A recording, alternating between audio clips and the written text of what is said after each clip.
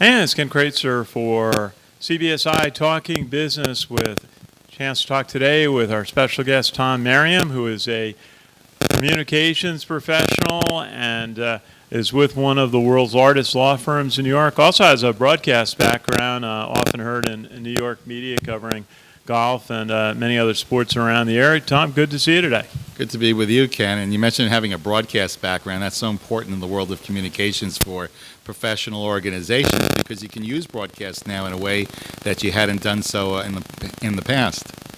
Absolutely. Now, you mentioned your role is encompassing a number of elements of communication. Sometimes we traditionally talked about public relations, media relations, social media, broadcast. What are some of the areas that a business needs to consider as part of their communications mix?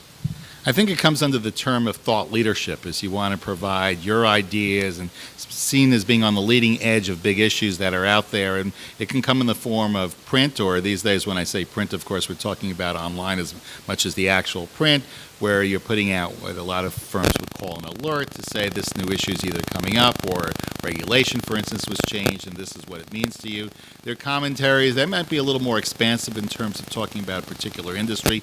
Maybe these are the changes in the retail industry we're seeing as more and more goes online, and then professionals can talk about it from their perspective, whether it's lawyers from the legal side of it, or accountants talking about it from the financial side, or management consultants and how organizations are structured and come up with strategies for their futures. And of course, we talked about broadcast a moment ago. Podcasts have become very popular over the last few years. The way to think of a podcast is a radio show, but one that you produce yourself, you house on your website.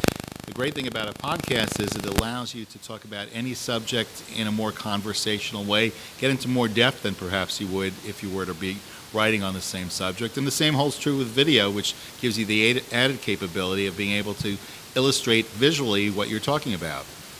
Very good. Well, what I find today is every institution is now a broadcaster in terms of creating content for their website, creating all sorts of social media communications, and then also things for exhibits and meetings that you do. What are some of the other elements that you're preparing media presentations for your company? Again, it goes back to the visual. PowerPoint presentations are a very important tool that businesses of all sizes use, but it's also the most misused part of software that I can think of. So many people go out there and think, oh, I have to put everything on a PowerPoint slide, every detail. And you really need to think about it more in terms of a TV super, if you will, behind an anchor. So if an anchor is talking about a story, say, on the financial markets go down, you'll often see a dollar sign with an arrow pointing down, or they'll talk about a big fire and you'll see an image of a flame there. And a good PowerPoint presentation does the same thing. It puts down just an image or two, a word or two, and it's not too many slides. In fact, one of my favorite anecdotes talking about PowerPoints goes back to the 20th anniversary of PowerPoint, which is a little over a decade ago. And the Wall Street Journal decided to write a story about the founders of PowerPoint and how PowerPoint has evolved. And they were aghast at how it's just gotten out of control, almost like a cancer, the way it's spread. And one thing they pointed out was when they brought the concept to Microsoft, they only handed it in with about a dozen slides or so, and that what has happened to it. And yet they were so effective by having it brief. So that's one element there. And of course, visual publications, how you design something is very important. Something that's become very popular over the last few years is infographics, where you talk about a subject and through a combination of numbers and caricatures, you bring to life whatever it is you want to talk about.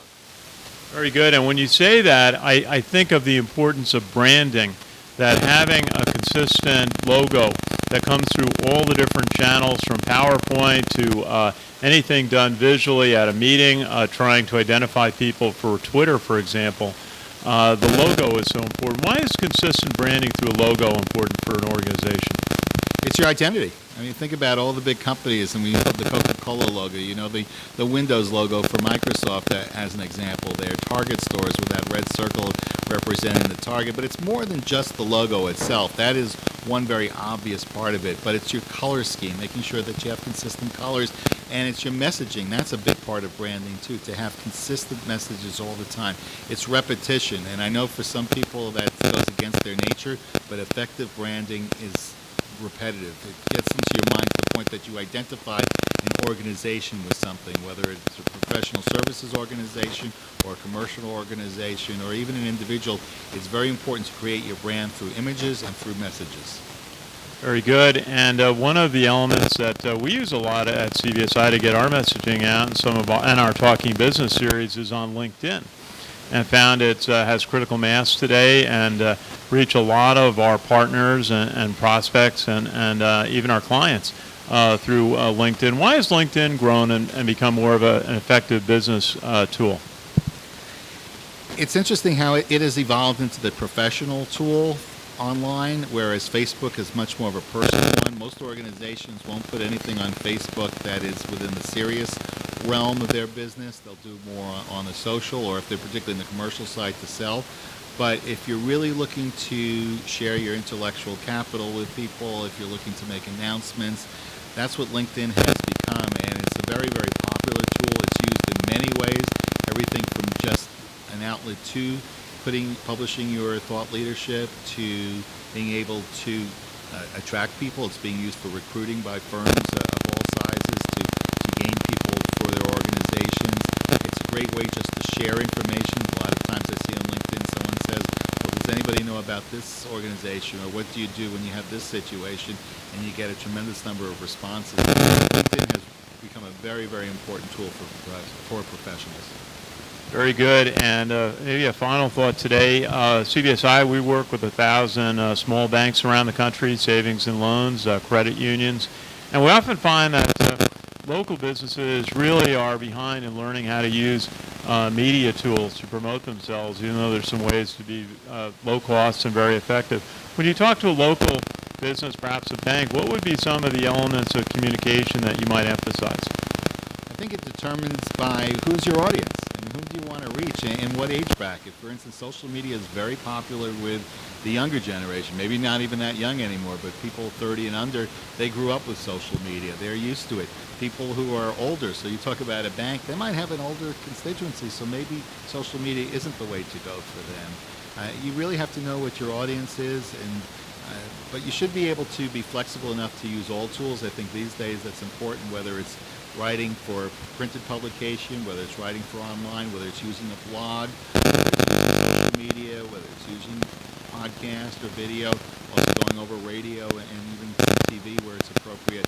All of those are important. I think any good communications program is holistic. Very good. Well, Tom Mariam, it's great to talk with you, hear your insight on corporate communications, all the different factors involved with it. Great to see you today. My pleasure, Ken. Thanks for having me on. Appreciate you joining us on CBSI Talkkng Business. This is Ken Kraetzer for CBSI Services. Today we are in Harrison, New York.